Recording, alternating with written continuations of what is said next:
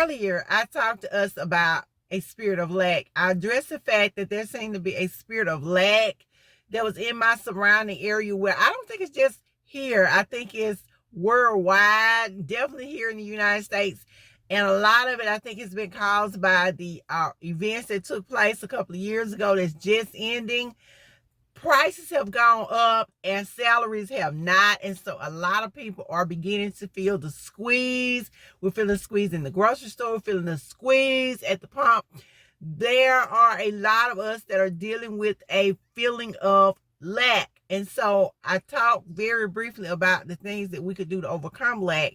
I'm going to do that again in a little more detail, in depth.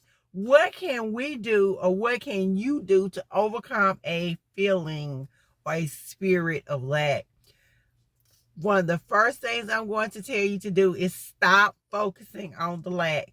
And I know for me, when I am missing something, it is very hard not to think about it. It's very hard not to focus on it.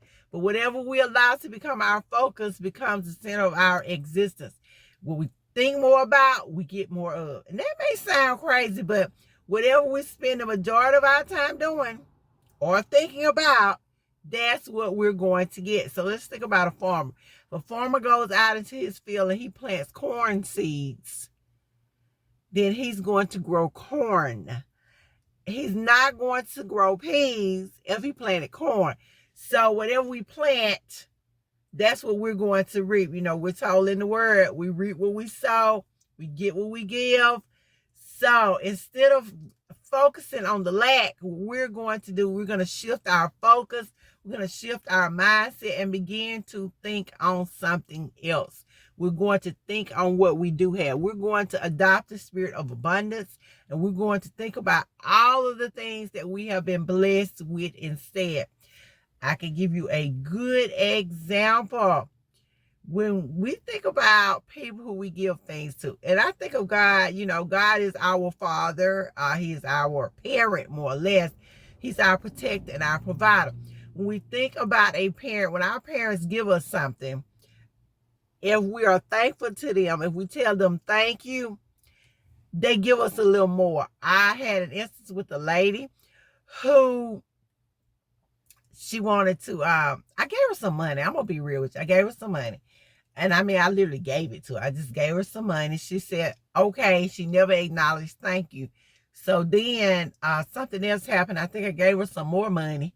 Again, same kind of response. She had the response almost like I owed her and I did not. This was me voluntarily giving her money.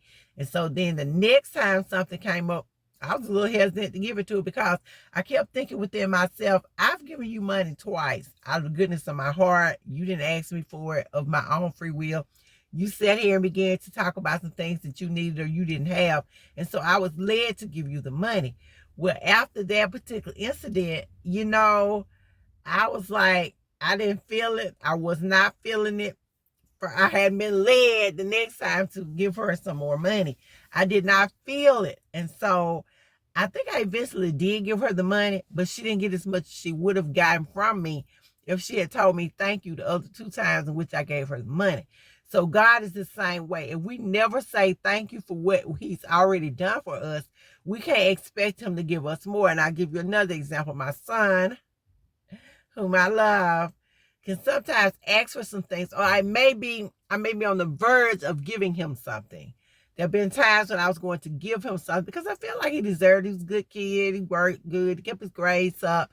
And get ready to give him something, and then he'll open his mouth and complain about something else. And I'm thinking, yeah, see, your mouth, that mouth killed it. Your mouth canceled out what you were about to get.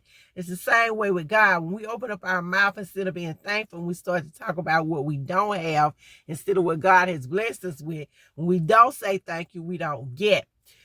We are to praise before we see it happen. And when we look at the children of Israel, when they got to Jericho, God didn't tell them to wait till the battle was over to shout now. He said, in the end, you got to win. He told them to shout. They marched around that city 7 times. When they got to time number 7, God had them to shout. And when they shouted, the walls fell down. When we shout our praise, not saying just go out there and scream, when we acknowledge what God has done for us, and we give our praise, we offer it up as a sacrifice, then we are going to get something in return.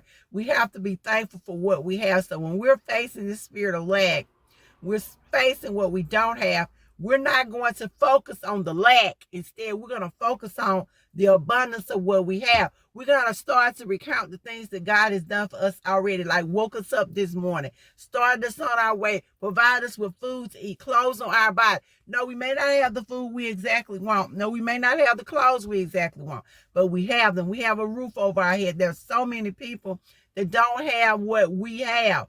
So when we thank God for what he's already given us, and we get out of the feeling of not having it, we start focusing on what we haven't gotten yet and thank God for what he's given us, then he can begin to give us what we're asking for. And this is how we're going to overcome that spirit of lack. Thank you guys for watching. It's been LaWanda Shields 2 Cute Life Lessons. I'll see you in the next video.